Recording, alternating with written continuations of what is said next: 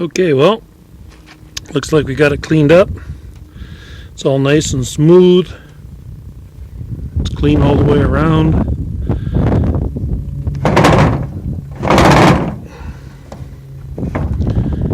Of course, you'll see some little imperfections where there's low spots in the casting, very minute, but for the most part it's flat, it's clean. Okay, and before we assemble it, we'll clean this with some carburetor cleaner or some alcohol on the surface.